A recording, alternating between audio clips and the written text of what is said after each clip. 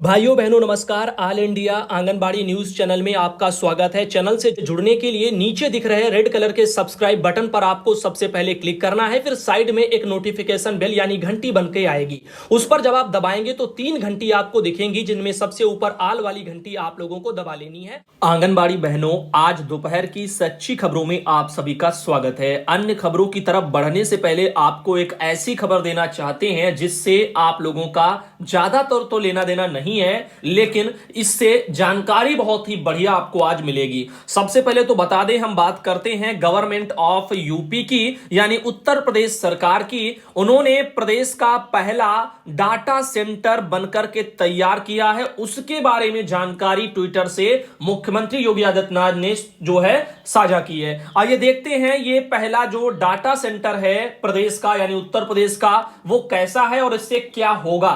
ये जानकारी अपने आप में अहम है, क्योंकि इसी छोटी छोटी जानकारियों के चलते आप लोगों को जागरूकता मिलती है। अब देखिए, यहां पर है प्रदेश का पहला data centre park Yotta D1। क्या है नाम इसका? योट्टा D1 है, जो ग्रेटर नोएडा से बनकर के तैयार हो गया है। 5,000 करोड़ रुपए की लागत से 2 साल में बने इस पार्क का उद्घाटन अगले माह प्रधानमंत्री नरेंद्र मोदी कर सकते हैं। तो यहां पर कितना 5,000 करोड़ रुपया इसमें लागत आई है, 2 सालों में बनकर तैयार हुआ है और ये ग्रेटर नोएडा में है। अब बात करते हैं अगले पॉइंट पर। हीरा नंदिनी समूह के इस पार्क के पहले चरण की डाटा सेंटर बिल्डिंग की क्षमता 5,000 सर्वर रैंक की है। इसमें 28.8 मेगावाट आईटी पावर की सुविधा है और इससे करीब 48 घंटे आईटी पावर बैकअप मिल सकेगा। और आईटी एवं इलेक्ट्रॉनिक्स विभाग के अधिकारी ने बताया कि डाटा सेंटर पार्क में 6 डाटा सेंटर बिल्डिंग बनाई जानी है।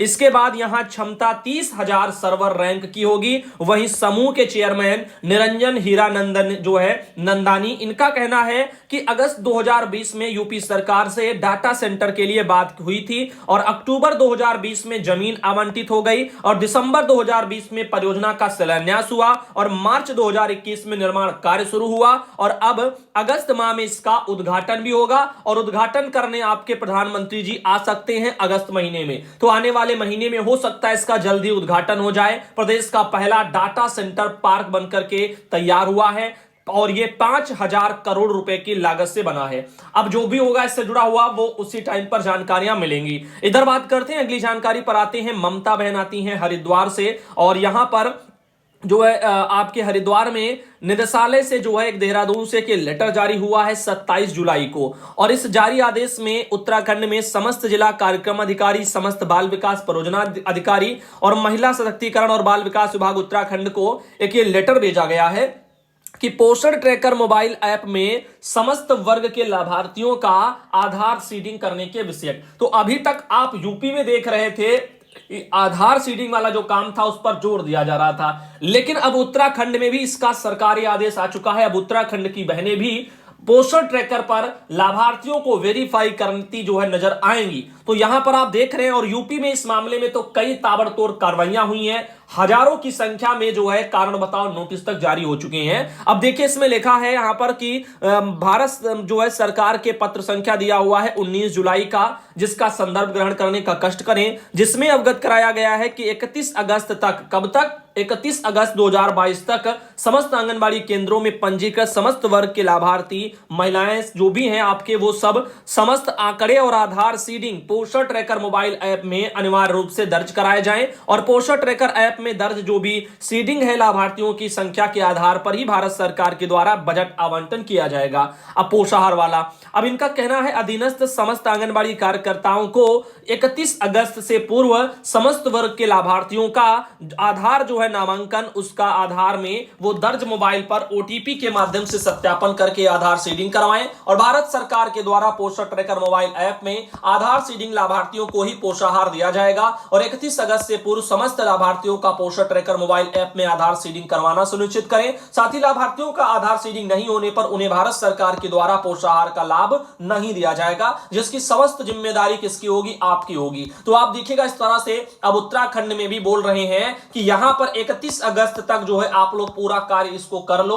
फिर यहां पर वहां के लिए ज्यादा टाइम है, अभी पूरा महीना भर एक है, आराम से आप कर सकती हैं। और यूपी यूपी के लिए सब बता दिया है, सेम टू सेम वैसे ही चीजें करनी है, सब सीडिंग हो जाएगी आराम से, अगर आपने वीडियो देखे हैं। इधर बात करते हैं कानपुर देहात की। तो कानपुर देहात से एक लेटर आया है जो कि अपर जिलाधिकारी प्रशासन का है कानपुर देहात में, और 28 जुलाई को कल ही ये लेटर जो है कानपुर देहात में जिला निर्वाचन अधिकारी ने जारी किया है। अब इस लेटर में मतदाताओं के आधार नंबर एकत्र किए जाने के लिए आयोजित होने वाले जो विशेष कैंप दिवस हैं उन पर बीएलओ की उपस्थिति सुनिश्चित करने के लिए सेक्टर अधिकारियों की नियुक्ति के संबंध में ये लेटर है। तो इसमें उन्होंने क्या कहा है, आइए देखते हैं। इनका कहना है कि यहां पर जो है कार्यालय के पत्र संख्या जो कि 22 जुलाई है उसके माध्यम से आयोग के द्वारा मतदाता सूची में शामिल मतदाताओं से स्वैच्छिक रूप से आधार नंबर एकत्रीकरण करने की कार्रवाई 1 अगस्त से प्रारंभ होगी। तो ये स्वैच्छिक शब्द जोड़ दिया जाता है लेकिन इसका पालन नहीं होता है, हमेशा काम फिर जबरदस्ती ही कराए जाते हैं। तो वैसे तो आधार स्वैच्छिक लेना है लेकिन अब ये देखना लिया ही जाएगा।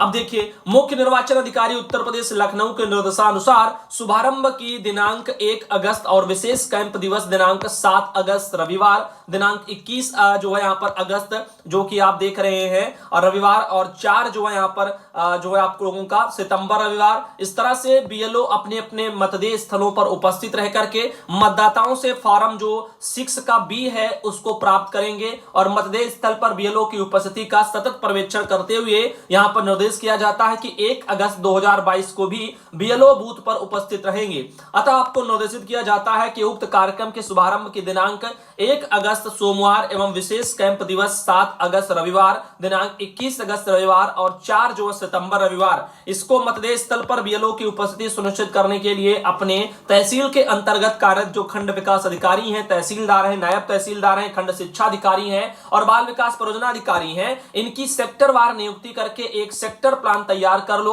और उनके सेक्टर के अंतर्गत पड़ने वाले जो मतदेय स्थल हैं उन पर बीएलओ की उपस्थिति का पर्यवेक्षण करवाओ। और इसके बारे में यहां पर आए हैं तो इसके लिए एक सेक्टर प्लान बनाने के लिए बोल रहे हैं। तो ये एक लेटर जो आया आपका बीएलओ से जुड़ा हुआ।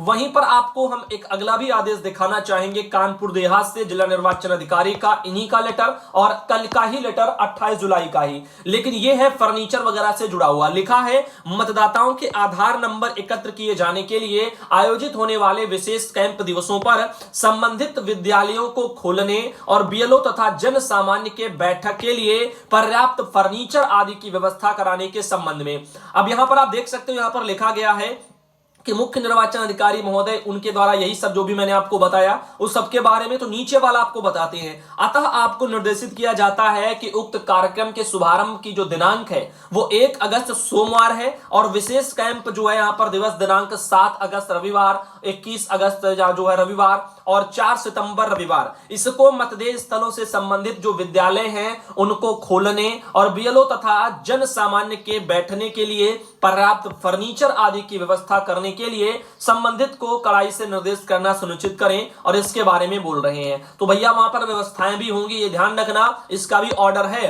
कि मतदेय स्थलों पर जो है फर्नीचर भी आए ताकि जो भी लोग आए उनके पर्याप्त बैठने की व्यवस्था हो। अब देखना भाई क्या वहां व्यवस्था कराई जाती है और क्या नहीं होता है, क्योंकि बजट तो आ जाते व्यवस्था के लिए बोल देते हैं लेकिन उसके बाद भी व्यवस्थाओं का अभाव जो है देखने को मिलता है। इधर आते हैं कानपुर में जो है यहां पर 22 जुलाई वाले लेटर में इन्हीं का है जिला निर्वाचन अधिकारी का, और इसमें फिलहाल जो भी उन्होंने लिखा है उसमें ज्यादा तो साफ सुथरा दिखाई देता नहीं है क्योंकि ये लेटर साफ नहीं है। फिलहाल जो भी जानकारी थी वो आप लोगों के पास हो गई, कौन कौन सी डेटें हैं, रविवार के ही सभी डेटें हैं, उन सब में जो होना है वो सब आपको बता दिया गया। कैंप लगने हैं और फॉर्म जो 6 का बी है वो भरवाया जाएगा। अब बात करते हैं कुछ अन्य जानकारियों की। कामनी बहन आती है कानपुर देहात से और उनके द्वारा एक ये फोटो भेजी गई है और एक छोटा सा वीडियो भी भेजा गया है, लगभग 1.5 मिनट का है, जिसमें आप देख रहे हैं कितना पानी भरा हुआ है। अब आप बताओ ऐसे में सेंटर कैसे चले और कैसे फिर बच्चों की पढ़ाइयां हो। तो अंदाजा आप लगा सकते हैं इस बात से कि सेंटर के अंदर तक पानी भर जाता है। आखिर क्यों?